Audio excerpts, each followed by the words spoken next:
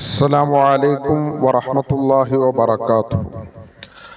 Bank വിളി കേൾക്കുമ്പോൾ നാം ശ്രദ്ധിക്കേണ്ട ചില വിഷയങ്ങളാണ് ഇന്ന് ഉണർത്താൻ ഉദ്ദേശിക്കുന്നത്.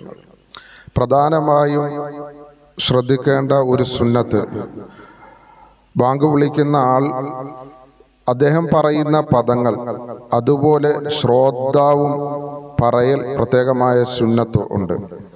അല്ലാഹു അക്ബർ അല്ലാഹു അക്ബർ എന്ന് കേൾക്കുമ്പോൾ നാമും അല്ലാഹു അക്ബർ എന്ന് ബാങ്കിന് മറുപടി പറയണം.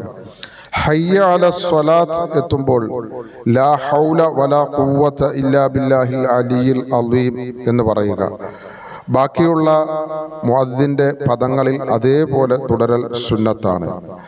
നബി സല്ലല്ലാഹു അലൈഹി വസല്ലമ തങ്ങൾ പറഞ്ഞു, അന്ന മൻ ഖാല ദാലിക ദഖലൽ ജന്ന. ആരെങ്കിലും മുഅദ്ദിന്റെ ബാങ്കിന് മുകൾ പറയപ്പെട്ട രീതിയിൽ ഇജാബത്ത് നൽകുകയാണ് എങ്കിൽ അത് കാരണമായിട്ട് അവൻ സ്വർഗത്തിന് അർഹനാകുമെന്ന് നബി സല്ലല്ലാഹു അലൈഹി വസല്ലമ തങ്ങൾ പറഞ്ഞു. രണ്ടാമതായി, ബാങ്ക് വിളിച്ചതിന് ശേഷം ഉടനെ ബാങ്ക് കേട്ടതിന് ശേഷം നബി സല്ലല്ലാഹു അലൈഹി വസല്ലമ തങ്ങളുടെ മേൽ സ്വലാത്ത് ചൊല്ലൽ പ്രത്യേകമായ സുന്നത്തുണ്ട്. നബി തങ്ങൾ പഠിപ്പിച്ചു, സുമ്മ സ്വല്ലു അലയ്യ, ബാങ്കിന്റെ അവസാനം നിങ്ങൾ എൻ്റെ മേൽ സ്വലാത്ത് ചൊല്ലണം.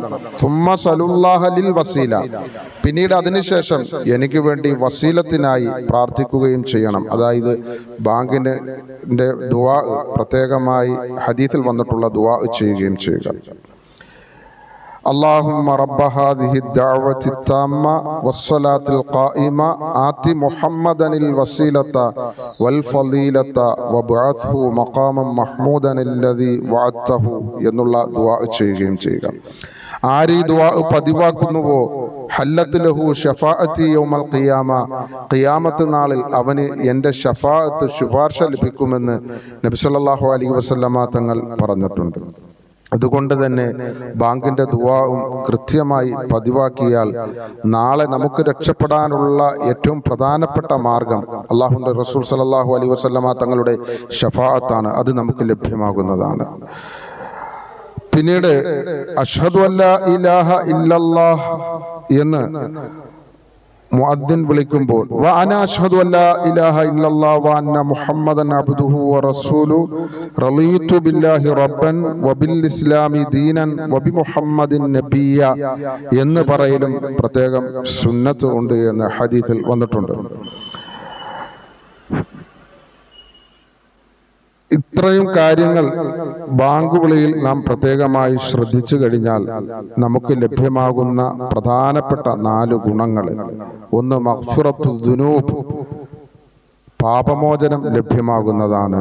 ദുഖൂലുൽ ജന്ന, സ്വർഗപ്രവേശനം ലഭ്യമാകുകയും ഷഫാഅത്തു നബി സല്ലല്ലാഹു അലൈഹി വസല്ലം, നബി സല്ലല്ലാഹു അലൈഹി വസല്ലമ തങ്ങളുടെ ഷഫാഅത്ത് ലഭ്യമാകുകയും ഇജാബത്തു ദുആഇ ബഅദ, ബാങ്ക് വിളിക്ക് ശേഷമുള്ള ദുആയ്ക്ക് ഉത്തരം ലഭ്യമാവുകയും ചെയ്യുമെന്ന് ഹദീസിൽ വന്നിട്ടുണ്ട്.